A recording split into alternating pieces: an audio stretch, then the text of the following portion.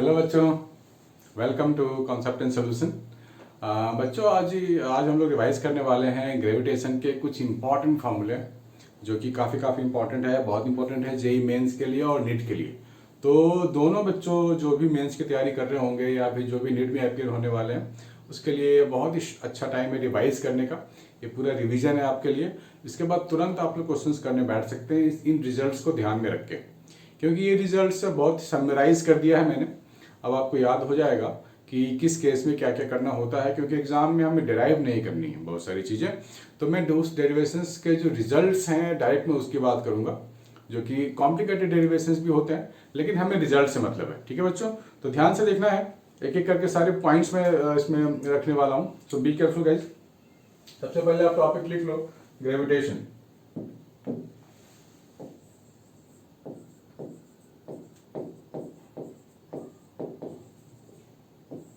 दिख रहा है आप लोगों को?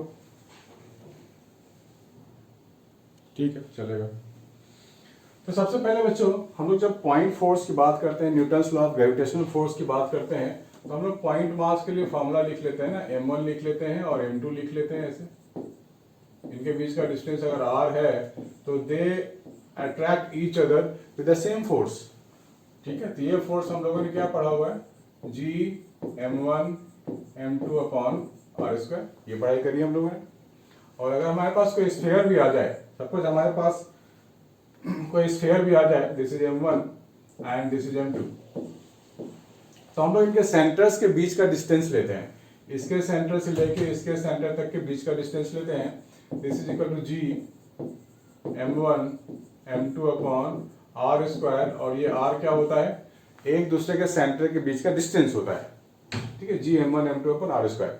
लेकिन ये फॉर्मूला अगर हम लोग किसी और बॉडी में लगाना चाहें, जैसे कोई हेमिस्फीयर हो गया ऐसा कुछ, तो इनके सेंटर के बीच में लगाएं तो ये वैलिड नहीं है। बिकॉज क्योंकि बच्चों आपके अंदर ये मिसकॉन्सेप्शन हमने देखा है बहुत सारे बच्चों के अंदर, वो सेंटर ऑफ मास को सेंटर ऑफ ग्रेविटी ले लेते हैं, जबकि ऐसा नहीं है। Centre of mass not equal to centre of gravity. ठीक है, तो इनके बीच में अगर हम फॉर्मूला लगाएं सेम फॉर्मूला, तो is not valid. Centre of gravity अलग होता है, सेंटर ऑफ मास अलग होता है, दोनों के तरीके अलग होते हैं बच्चे फाइंड करने के। तो ये जो फॉर्मूला हम लोगों ने लिखा है G m1 m2 upon r square, ये किसी स्फीयर के लिए वैलिड है, नहीं तो पार्टिकल के लिए वैलिड है। अलग अलग केसेस में अलग अलग लोगों के लिए वैलिड है, तो इसको लिख लो बच्चों। दूसरा हमारे पास है कैपलर सेकेंड लॉ। ठीक है, अब लिखते जाओ, कैपलर्स सेकेंड लॉ। तो कैपलर सेकेंड लॉ में क्या देखा है बच्चे हमने, हमारे पास दिस इज व्हाट, सन, और ये planet keep revolving, velocity v से सन के चारों ओर घूमता रहता है। तो पॉइंट ए से पॉइंट बी की ओर गया होगा, this is point B, this is angle and this is radius, you can say distance. ये कोई प्लैनेट है हमारे पास जो घूम रहा है सर के चारों ओर। तो हम लोग यहाँ क्या लिख सकते हैं, areal velocity dA by dt is equal to L by 2m is constant quantity. तो L क्या है यहाँ पर, एंगुलर मोमेंटम है, आपको ध्यान में रखना पड़ेगा। L इज एंगुलर मोमेंटम, ये कांस्टेंट क्वांटिटी होता है। अगर बात की जाए तो कैपलर्स थर्ड लॉ के लिए भी फॉर्मूले है हमारे पास, ये सारे आपको लिखने पड़ेंगे बच्चे, ताकि आपको डायरेक्ट एग्जाम में आप अप्लाई कर पाओ, और डायरेक्ट एप्लीकेबल है। कैपलर्स थर्ड लॉ,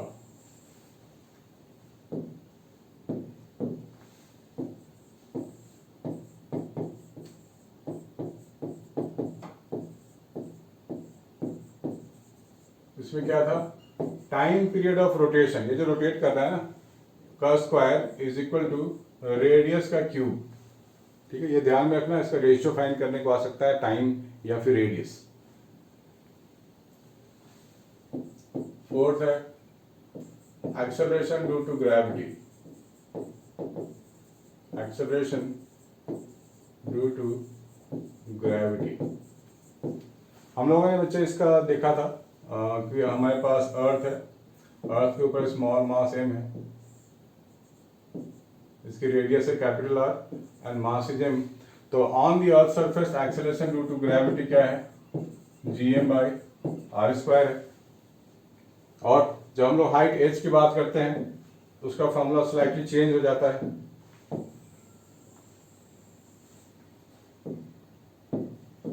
क्या हो जाता है, ये हाइट h पे चला गया पार्टिकल, तो हम लोग के पास जो जी डैश होगा वो हो जाएगा gm/r+h²। और ये h है ना, ये यहाँ पे भी कंडीशन है हम लोगों के पास। अगर हम लोग यहाँ पर r कॉमन ले लें बाहर तो हमें क्या मिलता है, 1/h/r दिस वन। यानी कि जो जी डैश हमारे को मिल रहा है ये तो वही वाला जी हो गया ना, gm/r², ji on the surface, और ये हो जाएगा 1 - 2h/r। और ये कब कंडीशन होगा, if r is very very greater than h, तो हम ये कंडीशन लगा सकते हैं। अदरवाइज हमारे लिए यही कंडीशन होगा या यहीं तक रुक जाएंगे। लेकिन हमारे पास अगर h की वैल्यू बहुत ही छोटी है as compare to r, so we can do like this. अब डेप्थ की भी बात होती है बच्चों, हमारे पास डेप्थ की बात करेंगे तो डेप्थ d के अंदर जा सकता है पार्टिकल भी अंदर आ गया है और इसकी रेडियस r है, मास m है। तो इसके पास भी फॉर्मूला है हम लोगों के पास, that is g double dash लिख रहा हूं मैं, स्मॉल g 1 - d/r। ये भी हम लोग लिख सकते हैं फॉर्मूले। तो सारे फॉर्मूले बने रहना है बच्चों, सारे के सारे नोट करने हैं आपको, ये आपके लिए ही है, मेरे लिए नहीं है।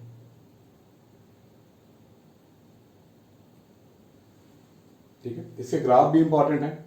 ग्राफ में क्या होता है कि जैसे जैसे हम लोग सेंटर से अर्थ की ओर बढ़ते हैं, राइट, यहां मैं ग्राफ ड्रॉ कर देता हूं।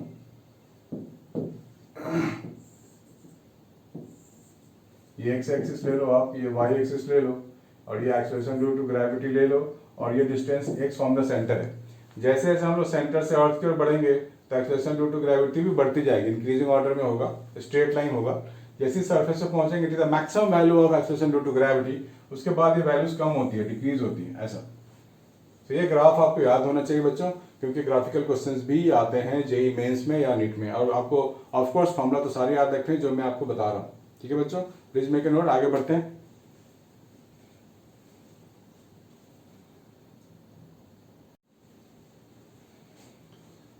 इसके आगे बढ़ते हैं बच्चों, हमारे पास है field,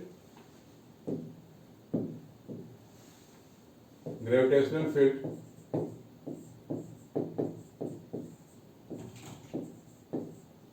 due to rod. Rod के कारण जो फील्ड होगा वो देखना है बच्चों। हमारे पास एक रॉड है ऐसा, इसकी लेंथ है l और इसकी मास है m। हमारे को डिस्टेंस d पे एक पॉइंट है, यहां फाइंड करनी है टोटल फील्ड। ठीक है, तो इसका ये फॉर्मूला है हम लोगों के पास, प्लीज मेक ए नोट। यहाँ जो फील्ड होगा वो देखो, जो यहाँ पे इलेक्ट्रिक फील्ड जैसे हम लोगों ने पढ़ाई करी है 12th में, यहाँ पे भी वही है। कोई भी मास को आप मान सकते हो कि वो नेगेटिव चार्ज की तरह बिहेव कर रहा है, और नेगेटिव चार्ज के कारण जो फील्ड होता था वो टुवार्ड्स चार्ज होता था। बिल्कुल ऐसे यहाँ भी है, कोई भी मास होगा उसका जो फील्ड होगा टुवार्ड्स द मास होगा, so direction in this way. तो यहाँ पे हम लोग लिख सकते हैं फील्ड gm/d × l+d। और इन सबों के डेरिवेशंस जेई मेंस में जरूरत नहीं है, नीट की जरूरत नहीं है, और इसकी डेरिवेशन सिर्फ हम लोग एडवांस के लिए रख सकते हैं। एडवांस वाले जो भी बच्चे हैं वो उनको इसका डेरिवेशन भी मालूम होनी चाहिए, या फिर जो फिजिक्स ओलंपियाड में अपियर होने वाले हैं उनके लिए भी डेरिवेशन इंपॉर्टेंट होगा। लेकिन हमें सिर्फ रिजल्ट ध्यान में रखना है नीट के लिए और जेई मेंस के लिए। ठीक है बच्चों, सो आगे बढ़ते हैं। ये तो था फील्ड ड्यू टू रॉड। अब field due to shell. Shell means हमारे पास एक हॉलो स्फीयर है ऐसा। तो फिर से मैं वही कहता हूं, जब हम लोगों ने इलेक्ट्रिक फील्ड किया हुआ है, किसी भी हॉलो शेल के अंदर जीरो होता है। यहाँ भी ग्रेविटेशनल फील्ड का भी सेम फंडा है, किसी भी स्फीयर के अंदर हमारे पास जो फील्ड होगा वो जीरो होगा। और अगर हम रेडियस r बाहर की बात करेंगे तो यहाँ पे जो फील्ड होगा वो हो जाएगा gm/r²। ठीक है, ये शेल है, मतलब हॉलो है, ये हॉलो है। और अगर हम लोग सॉलिड स्फीयर की बात करें, सॉलिड स्फीयर, तो हमारे पास है एक सॉलिड स्फीयर है ऐसा, और देखो बच्चे जब इसके हम बाहर जाएंगे, ये मास m है और ये डिस्टेंस x है, ये पॉइंट P है, ठीक है। तो पॉइंट P पे जो फील्ड होगी ना इसकी, वो तो वही होगी जो सबसे इजी वाला पोर्शन है, gm अपॉन डिस्टेंस का स्क्वायर। बिल्कुल इलेक्ट्रोस्टैटिक्स का एनालॉग है ये, बिल्कुल सेम होगा। लेकिन जब हम पॉइंट P, मान लो यहाँ पे पॉइंट Q ले लिया हमने कोई, यहाँ पे फील्ड फाइंड करनी है, तो हम लोग क्या लेंगे, यहाँ पे जो फील्ड होगा वो होगा electric field at Q is equal to gm small r upon rq, and this is the portion of small r।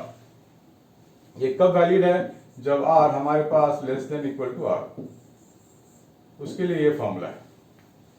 लिखते जाओ बच्चों जल्दी जल्दी, इसको लिखना पड़ेगा, आपको लिखना चाहिए, लिखने के टाइम आधे से ज्यादा फॉर्मूले याद हो जाते हैं, राइट, इसलिए लिखना जरूरी है, लिखना चाहिए आप लोगों को। आगे बढ़ते हैं, इसको नोट कर लो आप लोग प्लीज जल्दी जल्दी।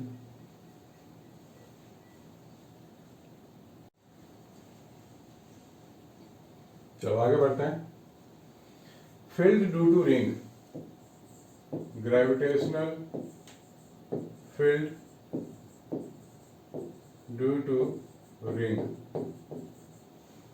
रिंग के कारण जो फील्ड होगा वो, हमारे पास एक रिंग है ऐसा, और इससे डिस्टेंस x पे हमारे को फाइंड करनी है। इसकी जो रेडियस है वो कैपिटल R है और मास m है। तो इलेक्ट्रिक फील्ड जो होगी एक पॉइंट P पे, वो लिख लो बच्चों, gmx upon x square plus r square to the power 3/2। ठीक है बच्चों, ये हो गया, ये रिंग। अगर हम डिस्क की बात करें, हमारे पास एक डिस्क भी हो सकता है ऐसा, राइट, ये मास वाला डिस्क है, बीच में मास होता ही है, और हमारे पास ये टॉप से एंगल थीटा बना रहा है कुछ ऐसा।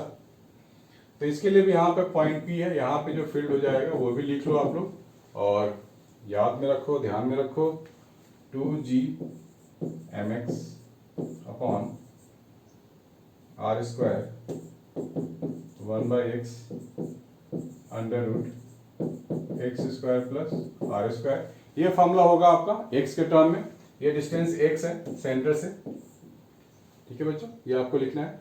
हम थीटा के टर्म में भी लिख सकते हैं हम लोग ये फॉर्मूला, तो थीटा के टर्म में भी लिख सकते हैं, तो और करके आप लिख लो कि भैया थीटा के टर्म में क्या होगा, 2gm upon R square 1 - cos theta, ये होगा थीटा के टर्म में। तो ये भी अच्छा फॉर्मूला है। थीटा अगर 0 ले लेते हैं तो ये पॉइंट मतलब ऊपर चला जाएगा, राइट। तो कहीं भी थीटा किसी भी एंगल पे पूछा जा सकता है हम लोगों से। आगे है centre of A hollow sphere, इसको आप लोग लिख लो बच्चों, और हम लोग लिखने वाले हैं अभी हॉलो स्फीयर।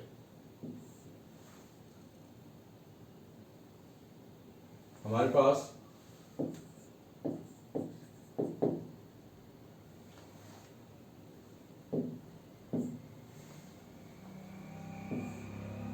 हेमीस्फीयर है, हमारे पास कैसा है, हॉलो, मतलब ये हेमीस्फीयर हो गया और इसका ये बेस हो गया, बेस तो ऐसे ही होगा। तो यहां पे जो फील्ड होगा ये पॉइंट P, ये हो जाएगा हमारे पास gm/2r²। फिर जब भी होगा बेटे बॉडी के टुवर्ड्स होगा, सो gm/2r², this is the field at the base वाला सेंटर, ये बेस है उसका सेंटर है, वहां पे जो फील्ड होगा वो ये होगा। ठीक है बच्चों, प्लीज मेक ए नोट।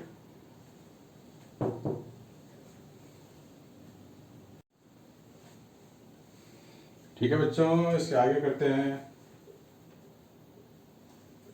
दूसरा है अर्थ रोटेशन। अर्थ का रोटेशन का फॉर्मूला बच्चे आप लोगों ने स्कूल वाले बुक में भी देखा होगा, अर्थ रोटेशन हमारे पास अगर ये अर्थ है, यहाँ कोई पार्टिकल पी है, राइट, तो हम लोग क्या करते हैं, एक्स एक्सिस यानी कि इक्वेटर एक्स एक्सिस, ये अर्थ के साथ रोटेट हो रहा है ना, अर्थ के साथ ये पार्टिकल रोटेट हो रहा है, तो इसके पास जो टोटल ग्रेविटेशनल अट्रैक्शन होगा यानी कि एक्सेलेरेशन ड्यू टू ग्रेविटी होगा, वो कितना हो जाएगा, दिस इज जी डैश। हम लोग इसको सेंटर से जोड़ते हैं और ये एंगल लेते हैं लैम्डा, इसको लैटिट्यूड बोलते हैं। This is g dash is equal to g minus R, capital R, omega square cos square lambda, this one, this is the total acceleration due to gravity at this point P, इसको P के नाम दे दो, ठीक है। दूसरा है gravitational field at a point due to the earth, ठीक है, इसको नोट कर लो बच्चों।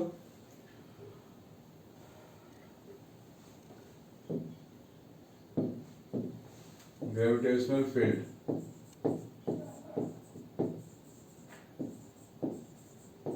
ड्यू टू द अर्थ,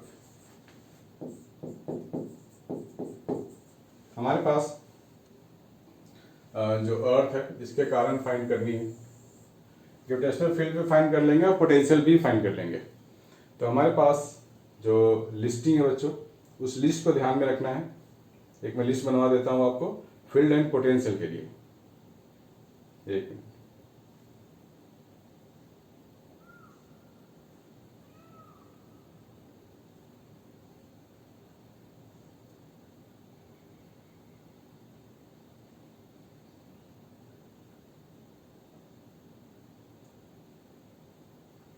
देखो बच्चों, कोई भी ऑब्जेक्ट को, तो ग्रेविटेशनल पोटेंशियल हम लोगों ने इलेक्ट्रोस्टैटिक पोटेंशियल में भी किया हुआ है, बिल्कुल उसका एनालॉग है। यूनिट चार्ज को जो हम लोग इन्फिनिटी से लाते थे उसको बोलते थे gravitational potential, work done in that. तो यहाँ भी हम लोग पोटेंशियल जो लिखेंगे वही फॉर्मूला लिखेंगे, वहाँ क्यू लिखते थे इलेक्ट्रोस्टैटिक में, या मास एम ले लेंगे, दैट्स द डिफरेंस। अदरवाइज हमारे पास क्या डिफरेंस है, कोई डिफरेंस नहीं है, सेम, इट्स सेम। तो पोटेंशियल का फॉर्मूला आप लिख लो, ये मैं ले रहा हूं कैपिटल आर, और स्मॉल आर एक बार अंदर लेंगे और स्मॉल आर एक बार बाहर लेंगे और एक बार सरफेस पे भी ले लेंगे। तो we can write potential V, electrostatic में भी V से दिखाते थे पोटेंशियल, यहां भी दिखाएंगे। तो लिखेंगे minus of Gm by R, और ये कब है, जब R ग्रेटर देन R होगा, मतलब ये पॉइंट P ले लो आप, ठीक है, उसके लिए पोटेंशियल है ये। दूसरा है जब हम सरफेस पे आएंगे, यहाँ पे पॉइंट Q ले लेते हैं, तो पोटेंशियल एट Q यानी कि माइनस Gm बाई आर हो जाएगा। और अगर हम लोग अंदर में कहीं पे आ गए, ये कोई पॉइंट है मेरे पास, ये पॉइंट A है अंदर में, तो इसके लिए हम लोग लिखने वाले हैं माइनस Gm 3 का capital R square minus small r square upon 2r square, और ये r लेस देन r है, स्मॉल r छोटा है कैपिटल R से, यानी कि हम अंदर की बात कर रहे हैं। और अगर सेंटर की बात करें, सेंटर ये C है सेंटर, तो यहाँ पे तो R जीरो हो जाएगा सीधा सीधा, तो हम लोग यहाँ पे R जीरो डाल देंगे तो मिल जाएगा माइनस Gm 3/2। नीचे में R क्यूब है बच्चों, दिस इज R क्यूब,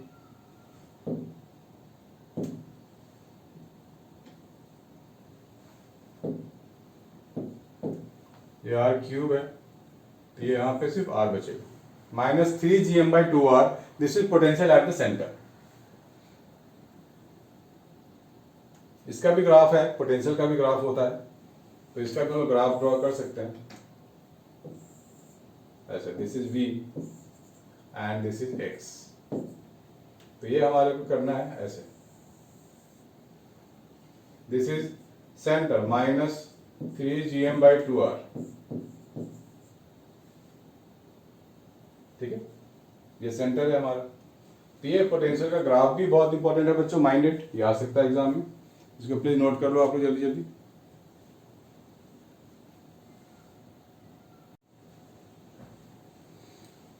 तो बच्चों फील्ड के बाद, पोटेंशियल के बाद हमें फील्ड भी फाइंड करनी आनी चाहिए।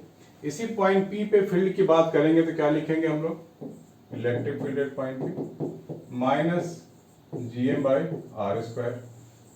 यहाँ R है तो यहाँ R स्क्वायर है, यहाँ कैपिटल R है, यहाँ कैपिटल R स्क्वायर हो जाएगा,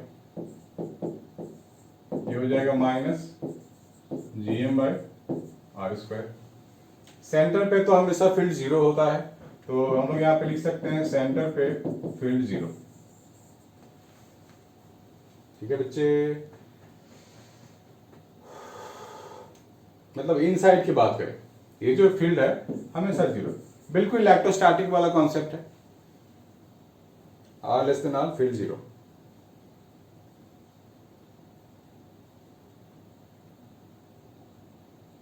next, gravitational field intensity at a point the center of the base of a solid hemisphere। हमारे पास एक सॉलिड हेमिस्फीयर है, उसके सर ये आप लोग लिख लो बच्चों, ग्राफ के साथ लिखना पड़ेगा आपको, सॉलिड स्फीयर, सॉलिड हेमिस्फीयर, ये हमारे पास सॉलिड हेमिस्फीयर है, ऐसा इसका बेस है, और हमारे को पोटेंशियल फाइंड करनी है इसके सेंटर पे, एट द बेस ऑफ ए, है ना, बेस पे पोटेंशियल जो हम लोग फाइंड करेंगे उसका फॉर्मूला लिखना है बच्चों,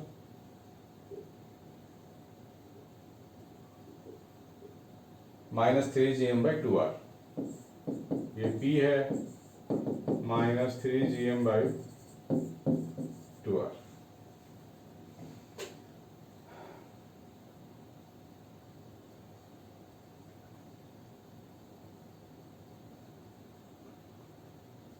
ऑर्बिटल वेलोसिटी बच्चों हम लोगों ने किया हुआ है, energy of an orbiting satellite भी करना है, एनर्जी ऑफ ऑर्बिटिंग सैटेलाइट,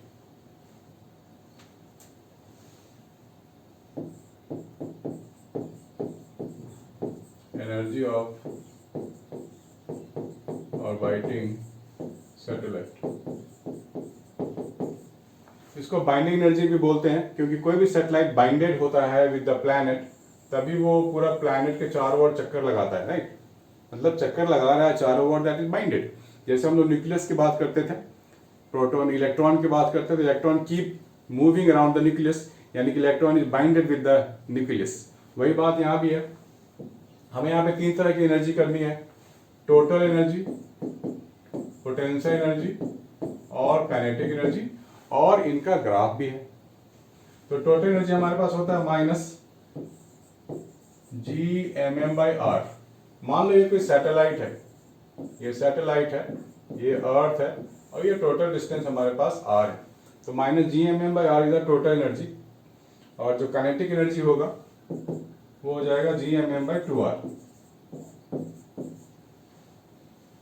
और जो टोटल एनर्जी होगा इन दोनों को हम लोग ऐड कर देंगे तो हो जाएगा minus GMM by 2R।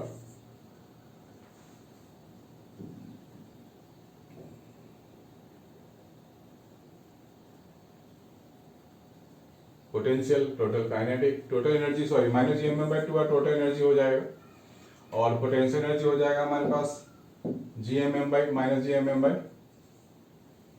2R single R। This is kinetic energy GMM by 2R, और दिस इज पोटेंशियल, दोनों को ऐड करेंगे तो हमारे को टोटल एनर्जी मिल जाएगा। इनका ग्राफ भी कर लो बच्चों, का ग्राफ भी इंपॉर्टेंट है।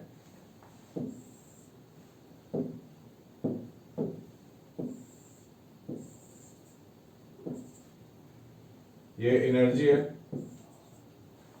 और ये कोई डिस्टेंस फंक्शन है, इसके लिए मैं यहां ड्रॉ कर देता हूं, ये एनर्जी, ये डिस्टेंस है, और तो हमारे पास जो काइनेटिक एनर्जी आएगा वो K आएगा, तो काइनेटिक एनर्जी यहाँ पॉजिटिव है बच्चों, काइनेटिक एनर्जी पॉजिटिव है, बाकी दोनों नेगेटिव है हमारे पास। ये हो जाएगा हमारे पास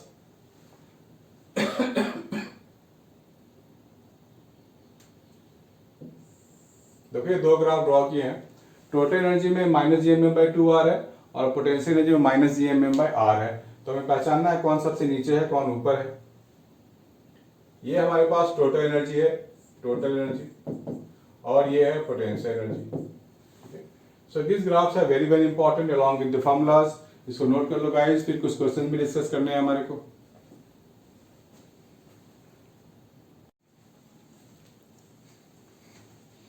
हेलो बच्चा लोग, सॉल्व करते हैं कुछ क्वेश्चंस, इंपॉर्टेंट क्वेश्चंस, मजेदार क्वेश्चंस। आपको ये डायग्राम दिख रहा है, क्वेश्चन दिख रहा है, नीट 2018 का है।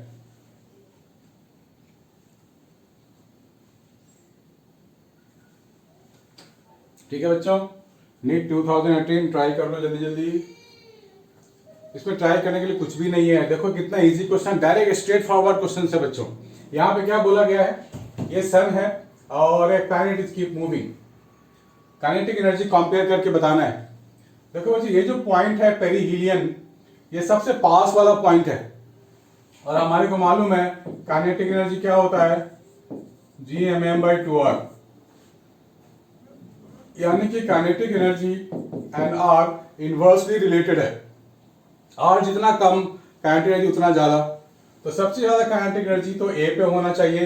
ए सबसे पास वाला पॉइंट होता है बच्चों, नियरेस्ट वाला होता है। तो हमारे पास ऑप्शन क्या बचता है, सबसे ज्यादा काइनेटिक एनर्जी ए। एक ही ऑप्शन है मेरे पास और कोई ऑप्शन ही नहीं है।